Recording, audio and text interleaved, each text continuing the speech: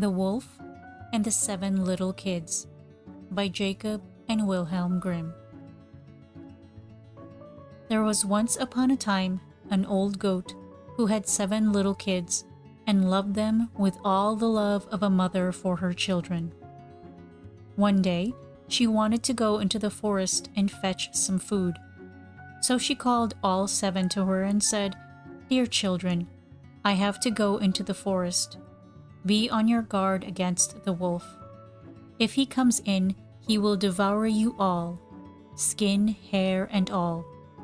The wretch often disguises himself, but you will know him at once by his rough voice and his black feet." The kids said, "Dear mother, we will take good care of ourselves. You may go away without any anxiety." Then the old one bleated and went on her way with an easy mind. It was not long before someone knocked at the house door and called, "Open the door, dear children. Your mother is here and has brought something back with her for each of you." But the little kids knew that it was the wolf by the rough voice. "We will not open the door," cried they. "Thou art not our mother. She has a soft, pleasant voice, but thy voice is rough. Thou art the wolf." Then the wolf went away to a shopkeeper and bought himself a great lump of chalk, ate this, and made his voice soft with it. Then he came back, knocked at the door of the house, and cried, "Open the door, dear children. Your mother is here and has brought something back with her for each of you." But the wolf had laid his black paws against the window, and the children saw them and cried, "We will not open the door. Our mother has not black feet like thee. Thou art the wolf." Then the wolf ran to a baker and said, "I have hurt my feet. Rub some dough over them for me." And when the baker had rubbed his feet over, he ran to the miller and said, "Strew some white meal over my feet for me." The miller thought to himself, "The wolf wants to deceive someone," and refused. But the wolf said, "If thou wilt not do it, I will devour thee." Then the miller was afraid and made his paws white for him. Truly, men are like that. So now the wretch went for the 3rd time to the house door, knocked at it, and said, "Open the door for me, children. Your dear little mother has come home and has brought every one of you something back from the forest with her." The little kids cried, "First, show us thy paws, that we may know if thou art our dear little mother." Then he put his paws in through the window, and when the kids saw that they were white, they believed that all he said was true and opened the door. But who should come in but the wolf? They were terrified and wanted to hide themselves. One sprang under the table, the second into the bed, the third into the stove, the fourth into the kitchen, the fifth into the cupboard, the sixth under the washing bowl, and the 7th into the clock case. But the wolf found them all and used no great ceremony.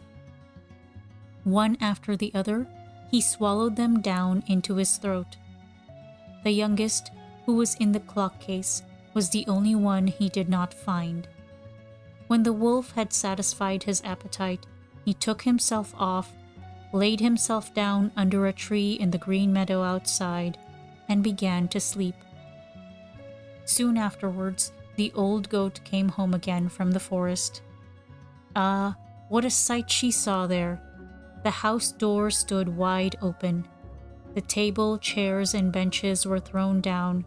The washing bowl lay broken to pieces, and the quilts and pillows were pulled off the bed. She sought her children, but they were nowhere to be found. She called them one after another by name, but no one answered. At last, when she came to the youngest, a soft voice cried, "Dear mother, I am in the clock case." She took the kid out, and it told her that the wolf had come and had eaten all the others. Then you may imagine how she wept over her poor children. At length, in her grief, she went out, and the youngest kid ran with her.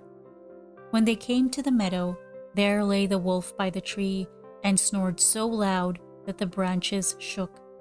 She looked at him on every side and saw that something was moving and struggling in his gorged belly. "Ah, heavens," said she, "is it possible that my poor children whom he has swallowed down for his supper can be still alive?" Then the kid had to run home and fetch scissors and a needle and thread, and the goat cut open the monster's stomach, and hardly had she made one cut than one little kid thrust its head out, and when she cut farther, all 6 sprang out one after another, and were all still alive, and had suffered no injury whatever, for in his greediness the monster had swallowed them down whole. What rejoicing there was! They embraced their dear mother and jumped like a sailor at his wedding. The mother, however, said, "Now go and look for some big stones, and we will fill the wicked beast's stomach with them while he is still asleep." Then the 7 kids dragged the stones thither with all speed, and put as many of them into his stomach as they could get in, and the mother sewed him up again in the greatest haste, so that he was not aware of anything and never once stirred.